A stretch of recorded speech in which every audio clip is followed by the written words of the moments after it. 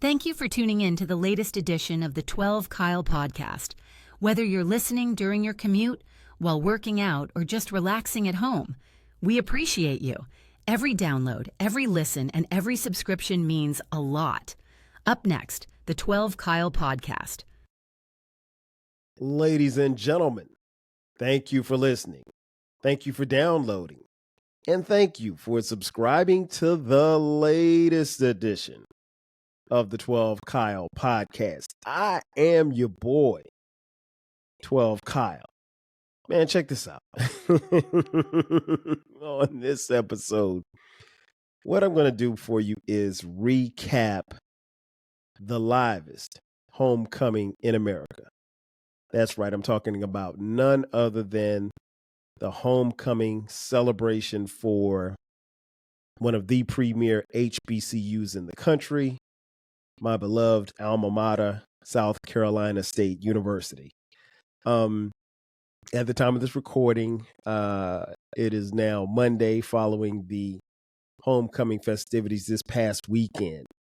And when I tell you that I am tired, but my heart and soul is full, that may be an understatement.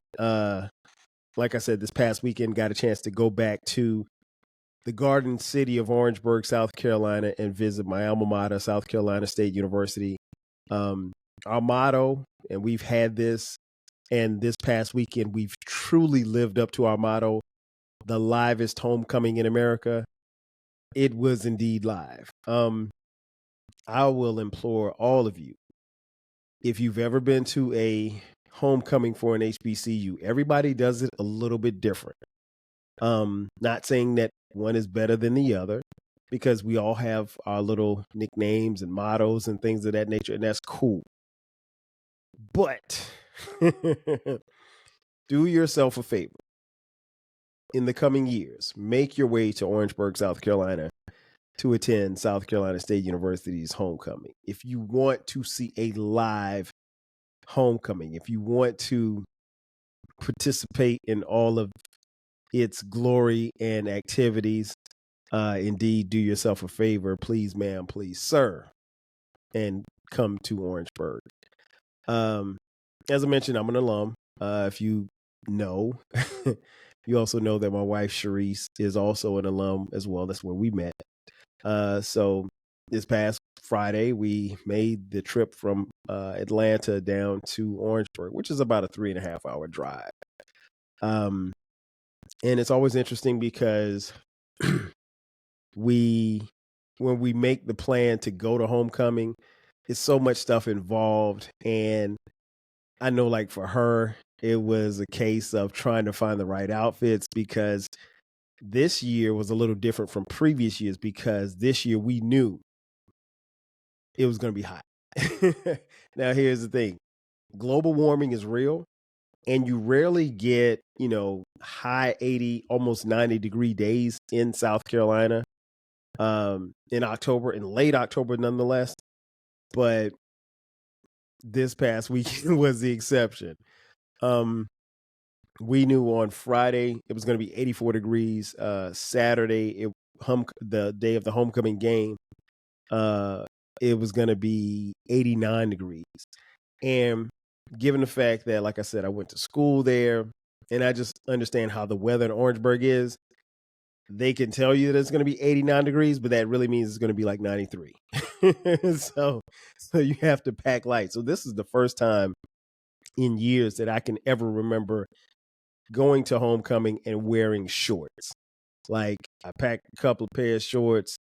I knew that in typical fashion, the weather in Orangeburg was going to change on Sunday. So you went from t-shirts and shorts on Friday. Well, actually Thursday. We didn't get this till Friday, but Thursday, Friday, Saturday. And then on Sunday, it was like 69 degrees. So you went from shorts to hoodies within a matter of a couple of hours. Nonetheless, we were happy to make the trip down. We didn't bring any of the kids. But it's always a good time, and it's always good for us, because even in our conversations and the drive, we do it a lot, but we get a chance to reflect and reminisce just over our time there. Some of the people that we met, what we've learned, and how we've grown as young adults and now grown people. So we get on campus, and when you get on campus, for us and a lot of my friends, like the first stop is the bookstore. The bookstore is where you can get your gear. A lot of people buy stuff online. A lot of people wait until they come to the university and stop by the bookstore to get some gear for the weekend or whatever. All the college paraphernalia. If you're in a Greek fraternity or sorority, a lot of people get a lot of their stuff there as well. I'm not, but my wife is. But it's always good to stop by the bookstore. Personally, I wanted to stop by the bookstore just to see what they had in there, but I had my own gear. I posted quite a few pictures on social media. If you follow me on social media, you'll see. But the T-shirt that I was wearing, along with the T-shirt that I have on right now, if you're watching, thank you for watching on YouTube. These shirts were custom made by the one and only Baylor the Great. You know him. That's my boy, my brother from LA. He has a podcast, or two podcasts, Open Run with BTG and BTG for President. Well, Baylor makes merch, and he was able to make this shirt that I'm wearing, as well as the one that I wore on Saturday, as well as the hoodie that I had on Sunday. So if you see me in some pictures and you see the old, this is what we call the old Bulldog logo, the throwback logo. And if you're interested, particularly if you're an alum and you're interested, shoot me a message. I'll give you his information. And he does great work. This is not the first time that he's made merchandise for me, but I had to get something specific for homecoming, and I can't tell you how many people asked about it. People loved it, both the T-shirt and the hoodie. So definitely check in with my man BTG. So yeah, we get on campus. Campus is cool.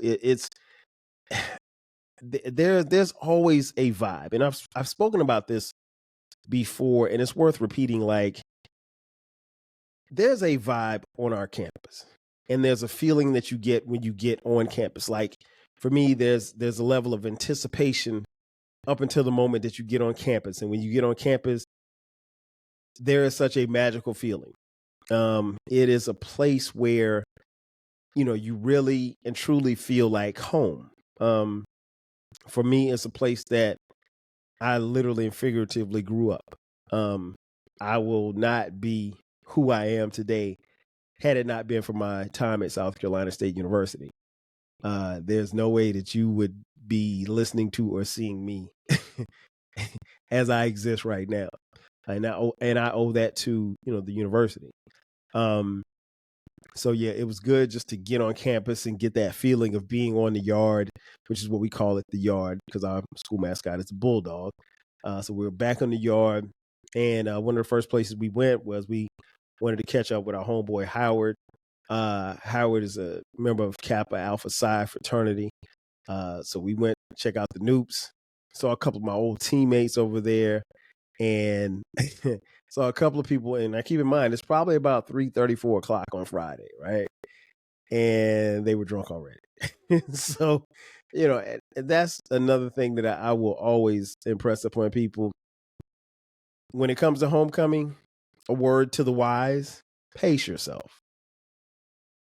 It's a long weekend, but it's a lot going on, and it's condensed in a certain amount of time, and you have to pace yourself.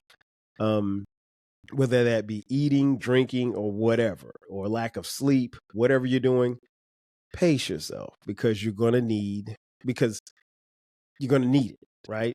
And you're doing things that you're not normally doing as far as part of your everyday routine. So we did that. We went and checked into the hotel, came back on campus. And when we got back on campus, we went to the day party. The day party was thrown by the brothers of Omega Psi Phi Incorporated, fraternity Incorporated, excuse me. I don't want to be corrected by the Qs, even though my partner's accused.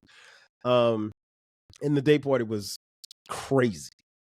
Shout out to the homie DJ Skills, who was on the ones and twos. I didn't get a chance to see Skills. I heard Skills obviously on the ones and twos, but I didn't get a chance to check him. That's one of the homies from back home in Florence. But it was crazy. I mean, like, they had tents set up. Under the tents were tables. You could get like VIP tables. Of course, there was a lot of liquor and stuff that you could get. Water was my beverage of choice this weekend. I wasn't about to get out there and pass out because I had too much alcohol. So that was cool. One of the beautiful things about going to the day party, or any party for that matter, is that you're going to run into people. And one of the first people that I ran into was one of my best friends from school. We came in, we've been tight since our freshman year, my homegirl, Crystal. And she comes running up to me, gives this big hug. And I've talked about Crystal in previous episodes. Crystal and I always see each other during homecoming. And we always say, hey, we got to catch up. We got to catch up. And we never catch up. But it was great seeing Crystal. She looked great. And I told her, I said, man, we got to catch up. We have to catch up. So I thought that I would see Crystal later on that night. I ain't see Crystal no more the rest of the weekend. And it's just like that. One of the main things that I will say that I took away from homecoming is you have to understand, when you see someone, that's probably unless you're rolling with them, that is probably the only time that you're going to see them the entire weekend. Orangeburg, relatively speaking, is not a big place, right? Our school, just to give you some context, when I was in school, I think we may have had 6,000, maybe 6,500 students, right? But homecoming itself, you'd probably have about 60,000 people on the campus.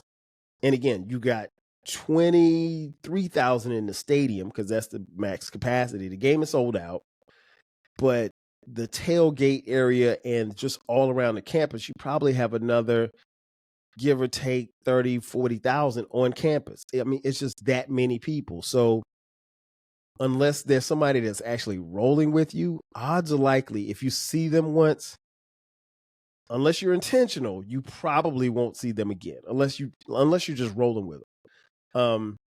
And of course, Friday, finally, once I got to the day party, I saw my man Mo. Y'all know Mo has been on here. That's one of my best friends, my teammate, my dog, right? So you'll always see, I tell people all the time, like, you always see me and Mo together. Like, people will see Mo and ask where I am. They don't ask where his wife is. And his wife went to school with us too. Same for me. They won't ask where my wife is. They'll say, well, where's Mo? Because we're always together. Mo's a member of Omega Psi Phi as well. So hung out with him for a brief second on Friday, and then he disappeared. And, just stayed out there at the day party. The day party lasted from like 4 to like 10. I mean, like, it was ongoing the entire time, and we just had a ball, man. It was just good walking around, seeing people, having conversations. I was really happy to see Sharice link up with some of her friends from her freshman year. Like, it was interesting because I met Sharice when she was a freshman, and her whole squad, like, they were like 11 deep. And so they might have been about 15 deep. And, that's kind of typical for girls at that age, freshman year, whatever like that. And then, as the years go by, the numbers dwindle or whatever like that. But she saw some of her freshman crew that she hadn't seen probably in about 20 years. So I was really happy for her because I know those relationships mean a lot to her. So that was good to see. It was good for me to see some of my people that I came into school with, and it's always good to see, smiling faces. And I always maintain, like, at least from my experience at South Carolina State University, is that's the one place where in my life where you really and truly had platonic male-female relationships, and there was like no interest or whatever like that as far as sexuals was concerned. I mean, you had people that you got with or whatever like that. Not me, but but you get my point. Like, particularly when I look back over my college years, like I have and really had a lot of female friends who were just genuine friends. And I think, college, at least for us and the people that I went to school with, and there are a lot of people that can say this, like it was just genuine love and just genuine friendships. It wasn't anything romantic or anything like that. You weren't trying to get with them. Even like Crystal, I mentioned, like I was never interested in Crystal. She was always a beautiful young lady, but we were like this. We were like close from day one. So, but I think that's always an interesting dynamic, particularly on an HBCU campus. So that was Friday. Friday was crazy. I was toward the end of the night Friday, as I wrapped up, there was another party, a blackout party, after party, if you will. And a couple of people said, "Hey, are you going to the after party?" No. No. This day party was enough for me because the day party went into the night and I wanted to get back to my hotel and finish watching the World Series, which featured the Los Angeles Dodgers and my New York Yankees. So that was that. We got up Saturday morning, had breakfast, and with my man Howard and his wife.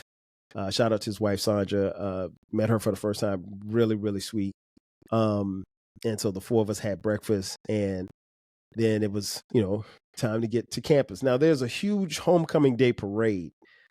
In years past, we would go to the homecoming parade, but honestly, your attendance at the homecoming parade really depends on how live your Friday night was. If your Friday night was live, you probably weren't going to make it. I'm going to just be honest. If your Friday night wasn't that live, then you probably could make it. My Friday night wasn't that, well, actually, no, I take that back. My Friday night was pretty live. So, I knew I wasn't going to the parade. I would have liked to have gone to the parade, but I wasn't getting up that early to go to the parade. But ultimately you want to get on campus because as you get on campus, things are kind of popping off or whatever like that. And you want to beat the rush of traffic. Now, the thing that has worked for us the last couple of years is that the actual football game started at 3:30. So in years past, our games would start at 1:00. Homecoming game starts at 3:30.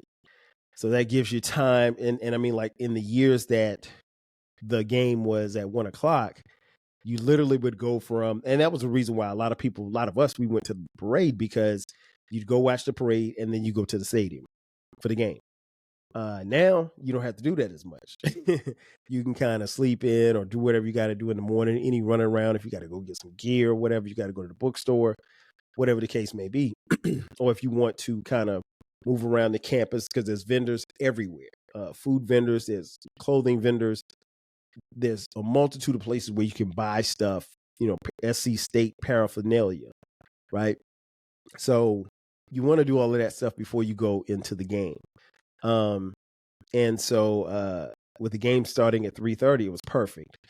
Now for me, I wanted to get on campus. And I wanted to get on campus because there's always an anticipation for me when you get on campus.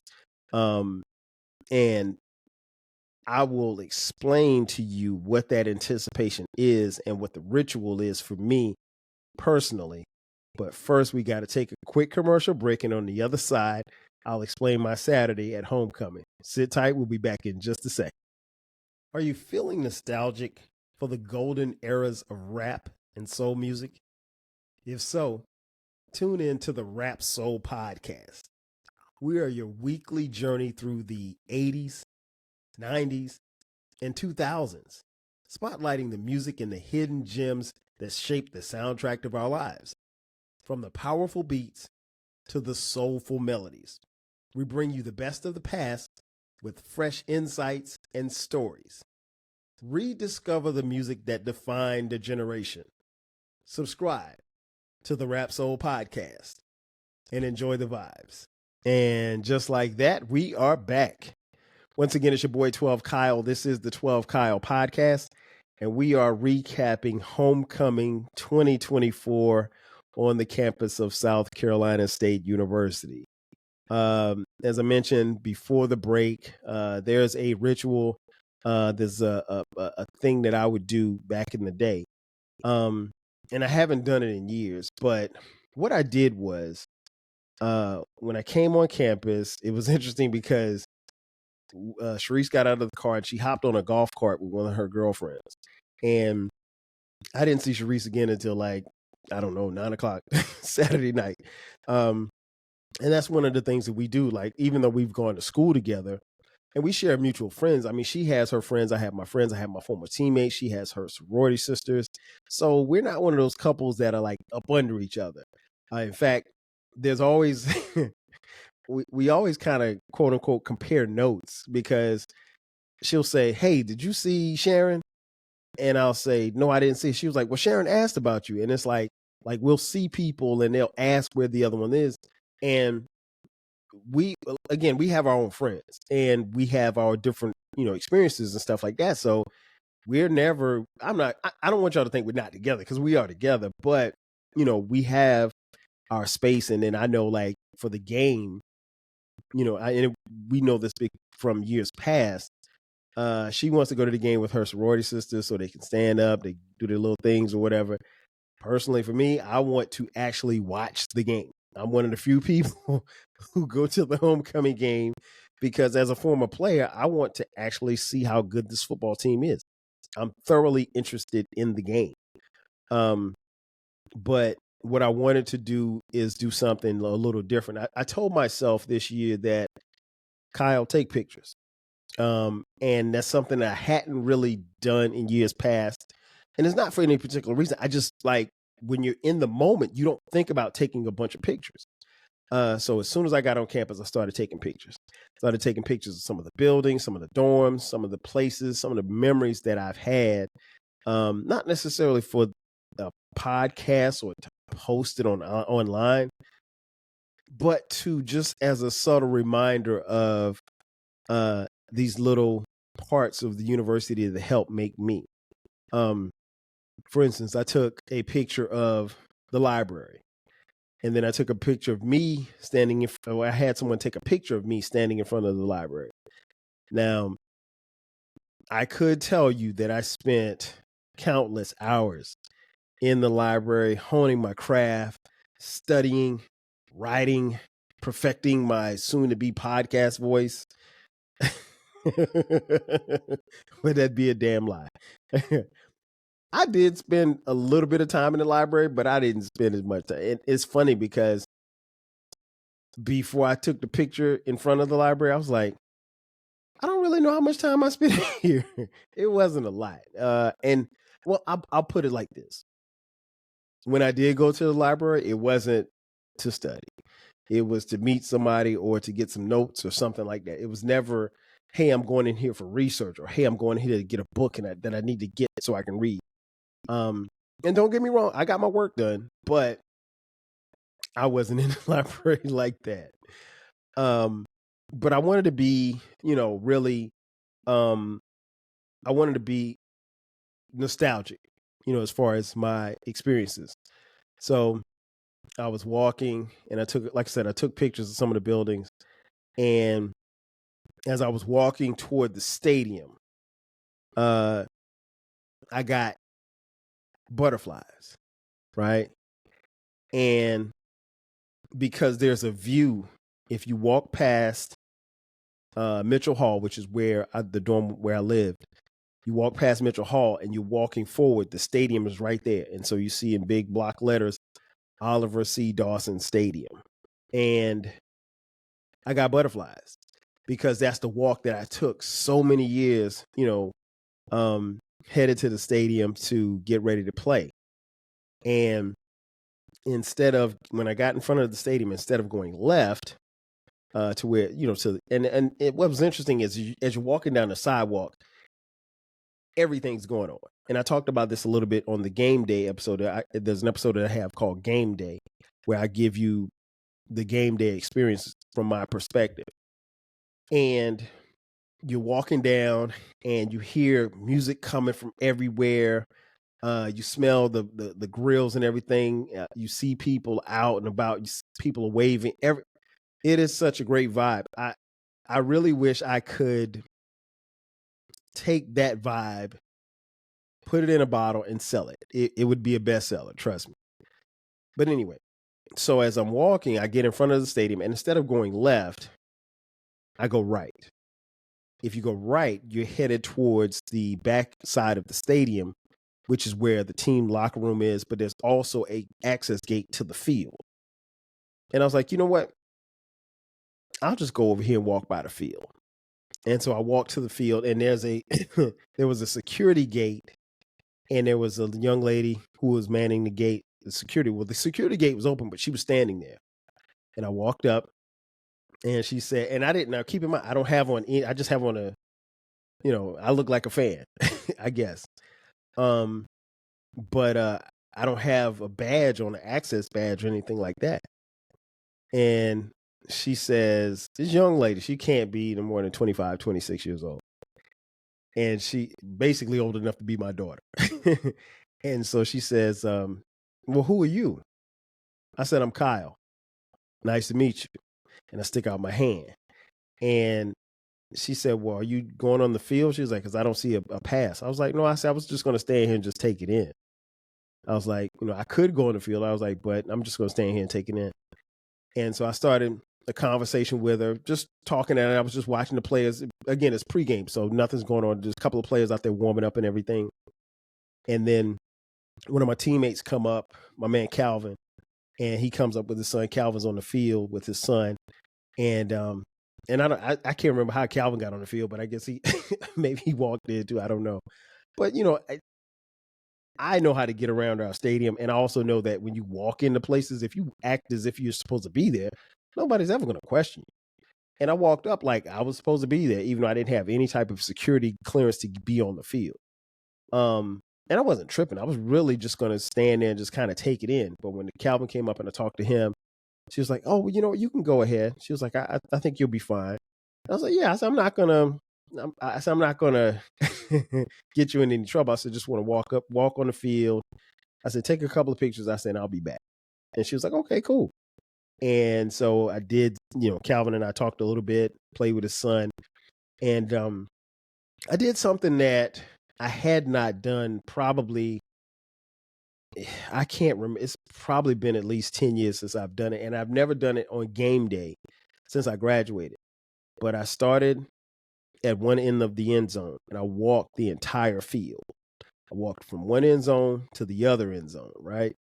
And as I walked, I thought about me. I thought about my time at South Carolina State University. I thought about how I got there. I thought about all of the people who were instrumental in helping me get there. I thought about all of the people who were instrumental in me graduating from there. I thought about all of the people that I met there in this walk. And this walk took 2 minutes, but I was so thankful. And there was a breeze that came through, even though it was 89 degrees that day. And it just reminded me that how special that time was. It reminded me of how special the school is. It reminded me of how special the people that I've come in contact with are. It reminded me of how special the alumni are. It reminded me of how special the person that I met there and fell in love with, the friends that I met, the teammates that I had. It reminded me of the experiences that I had on that single field that particular day. I've made that walk before. And this time it was a whole lot different because I see it through the eyes of a 51-year-old man as opposed to a 20-year-old kid, which is what I was probably the last time I made that walk. And it was exhilarating. It was fantastic. It was probably the coolest 2 minutes I spent all weekend. And I looked up in the stands and I could see, fans starting to file in and everything as I heard players warming up, and it just brought back so many memories. And it felt like I was there again in that space as a 19, 20, 21-year-old man. And I was just thankful. I was thankful because I don't know necessarily that a lot of people could have gone through some of the things that I went through and still been where I am today. And I was thankful. I was truly, truly thankful. And so I took a couple of pictures, and actually I took quite a few pictures, and stayed on the field for a while, and then walked off the field, went back and said, thanks to the young lady. And I went back around the stadium, and it was time for me to get my game day experience on. I had previously hit up the homie, Danny Foxworth. Shout out to Danny. We had told each other that we were going to, because we officially met last year at last year's homecoming, but we didn't go to the game together. And I said, well, hey, if you ain't doing that, man, we can go watch the game together. He's like, all right, bet. Y'all know Danny. Danny has a podcast. Actually, Danny's got 3 podcasts. He's actually been on this podcast before. But good brother, man. Danny's from Moncks Corner, South Carolina, which is probably about an hour away from Orangeburg. And he made the drive up to come kick it with. He said he wasn't going to be able to be at the game the entire game. But it was good, man. I met him in front of the basketball arena, man. We chopped it up, reminisced, laughed, talked about podcasting, because his journey in podcasting, he said, was inspired by me. And that made me feel good because, I remember Danny reaching out to me on Twitter about starting his podcast. And I think he's right at 150 episodes now. And he's got 3 podcasts going now, and he's cranking them out. And I listen. And like I said, good brother, man. I thoroughly enjoyed our time together. We actually went into the stadium and watched the game together. And my homeboy Stahl came in town. Stahl is not an alum, but he once coached at South Carolina State University, and I had Stahl on the podcast probably about a year and a half ago, when he was with the Falcons, and his wife is an alum, and so it was good having 2 of my boys sitting there with me. We'd seen some of my teammates and everything, and it was just good to be in the game. Now, speaking of the game, the homecoming game really wasn't that much to talk about, other than our dominance on the field. South Carolina State ends up winning the game 69-35 over Delaware State. To say the game wasn't competitive, it is an understatement. And it's interesting because Delaware State, at least from my days in college, some 20 plus years ago, almost 30 years ago, Delaware State was always a tough team to play. They were tough to beat. This version of Delaware State isn't that good. And so, like the first play, we had a receiver catch like a 5-yard pass, and it turned into like a 75-yard touchdown. Like, it was just that type of day. I think we had, at some point in the first half, we were up like 42-14 or something like that. So the game was pretty much decided like in the first quarter. So I was just like, hey, I'm going to stick around until halftime, and then I'm going to bounce. And Danny actually left before halftime. So he did not get a chance to see our famous band, the Marching 101. But I did. And, but it was good, like I said, hanging out with him, man. And God willing, we'll do it again next year. But the game, like I said, was, it was, well, here's the thing. I'm not a big fan of blowouts, but I wanted to see our team play. And I was impressed with what we did. I think, there's some things that we could work on as a team, but I was happy. A win is a win, right? I'm always happy with a win. While it wasn't as competitive as last year's homecoming game against Howard, which we won. Shout out to Heather Marie. But, we won, so that's all that matters, at least to me. And I think we got out relatively easy as far as like health and everything. We didn't get anybody hurt. But like I said, I wanted to make sure that I took pictures. I wanted to make sure that I had a nostalgic, feeling as to being back on campus. I felt great taking the walk down the field. And I got a chance to, like I said, hang out with 2 of my boys at the game. So I leave the game at halftime. I'm like, all right, at this point, I got to get some water, because I had a towel over my head and I had my shades on, and it's cooking. My watch said it was 90 degrees, but it was sitting in the stands, probably about 90, 95. So I leave the game, go to one of my teammates' tailgates. We're over there eating and drinking, and I think I hit like maybe 3 bottles of water. I just down those. And then my cousin called me, my cousin Eric.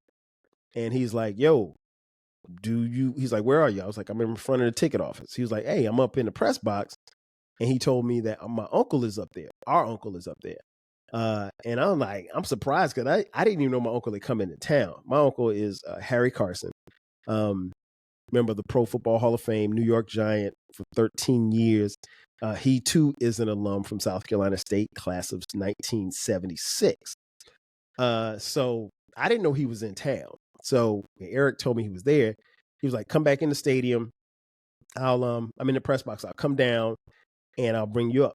And so did just that, went back in the stadium.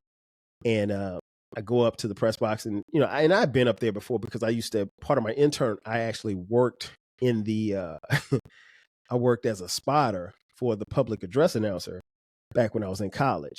And so I go into the presidential, so there's suites and stuff. There's a couple of different rooms. There's rooms for coaches and stuff, but then there's also the presidential suite. I go into the presidential suite, and they've got the seats and stuff set up kind of like stadium seating. And then there's a suite where you have food and stuff. And my uncle's in there, so we dap up and start talking and chopping it up. And then I look over my left shoulder, and lo and behold, it's my guy, my coach, Coach Willie Jeffries, which is interesting because Coach Jeffries, we call him Coach J. Coach J actually coached my uncle as well. I mentioned that on this podcast before. Coach J coached me and my uncle. And Coach J, I want to say is 87, I think. And so I walk over to him, give him a pound and a hug, and it was great seeing him. And he, in typical Coach J fashion, had some jokes. I tell people all the time, Coach J, probably outside of Richard Pryor, is one of the funniest people ever to walk this face of the earth. He has a story and he has a joke about everything. And one of the things that I love about Coach J, even at his age now, he's still mentally sharp. Like I heard him talking to my uncle about some game that they played in 1972. And he was like, you remember the guy came around the corner on 3rd down and 10 and we hit him and we did like, it's mind boggling to me that you could remember something literally that far away and at that advanced age. And I could barely remember what I had for lunch yesterday. Right. So it was good to, sit down and kick it with Coach J. We talked for probably about 15 minutes or so. By this time, the game is out of hand. And the game, for whatever reason, the game ran long. The game was probably about 3.5 hours long, which is way too long for a college football game. It was close to 4-hour game. I guess they were throwing the ball around. I don't know. Like I said, I wasn't watching. And also got a chance to meet the president of the university. Really nice guy. We talked a little bit as well. And my cousin Eric introduced us. And President Kanye, shout out to you. I think you're doing a great job at the university. And I am willing to help in any way that I can. I will send $1 or $2. I may have to borrow the $1 or $2, but I will send $1 or $2 to the Alumni Association. So yeah, kicking with my uncle, kicking with Coach J, kicking it with the president of the university. It was dope. And then I left the press box. I went back to the tailgate and partied a little bit more. Went over to the the tailgate where the Omegas were, and they had this huge area blocked off on the practice field, and they had tents and tables and drinks and everything, and music. I mean, you couldn't ask for much more. And I just partied out there and just seeing people, seeing old teammates, sharing stories, sharing lies. It was a great time, man. I can't even put into words really about what it was. Like I said at the beginning of the podcast, my heart and my soul are full. In conclusion, I can't express enough how much the university means to me. I will employ any alum, if you're considering coming to homecoming, please do so. Now, what happened at the homecoming game, which blew me away, was they actually announced when homecoming is next year, which is something they rarely do. I don't know that it's ever happened. Normally you find out after the season is over because the schedules are done or whatever. Well, the schedules are done and they've already set the game. So next year homecoming will be the first weekend of October. I think it's October 3rd through the 5th, right? 2025. So heads up, you and you and you and you are all welcome to attend. Come on, come to Orangeburg, come party with me, come kick it with me, come have a good time. I will tell you this, pack light, because it was rare for us to get upper 80-degree weather at the end of October. The first weekend of October is still in the 90s. So I know for a fact next year, without even thinking about it, it's going to be hot. So we're going to have to kind of rinse and repeat and do what we did this year. Hydrate, hydrate, hydrate. I saw quite a few kids. Well, not kids. I saw quite a few people passed out because of the heat. Liquor and heat don't mix. I saw one little girl. She was a college student. I know she had to be a college student. And she was leaning on the fence and she tapped her head. And the next thing I know, she was throwing up right there on the field, on the practice field by the fence. Which wasn't a good look amongst, 30,000 people. But, it had to come out of her. But you got to pace yourself. Again, and she learned the lesson. Liquor and heat don't mix. But nonetheless, again, all of you are invited. I would love for you guys to meet me there. Don't meet me there, beat me there, as they say. But I'm looking forward to it already. Hotel is already booked, and hopefully there'll be more people to come. I always love seeing my teammates. I always love seeing my classmates. There's a bunch of people that I ran into this weekend that I hugged, that I took pictures with, that I dapped up. I could name you all, but that would make a 7-hour podcast, and we ain't got that kind of time. But I want to thank you all for checking out and listening to the latest edition of the 12 Kyle podcast. Be sure to subscribe to the podcast if you haven't done so already. You can find this podcast anywhere you get podcasts. Wherever you get your podcasts, that's where we are. Subscribe. If you're on YouTube, we're on YouTube. Go to YouTube, subscribe there. The great thing about our YouTube channel is that we have both audio and video of all of our episodes. If you're on social media, hit me up. 12 Kyle podcast across the board. That goes for Twitter X, Facebook, Instagram, Threads, and TikTok. Also, if you'd like to contribute financially, we will take it. If you look in the description box, there's a link that says merch. Click that link and you can get 12 Kyle podcast hoodies, t-shirts, as well as coffee mugs like this one right here that I'm showing on YouTube. Also, you can hit us up on Cash App, $TWELVEKYLE. Again, that's going to do it for me. Again, shout out to every Bulldog, every alum, everybody that attended the livest homecoming in America at South Carolina State University. I am your boy, 12 Kyle. I'll catch you guys next time. 5,000. Thanks again for listening to this episode of the 12 Kyle podcast. If you enjoyed this episode, make sure that you hit the subscribe button and share this podcast with a friend who needs the 12 Kyle podcast in their life. Every listen, every download, and every share helps us grow. Thanks for being a part of the 12 Kyle podcast community. We appreciate your support. We will catch you next time. 5,000.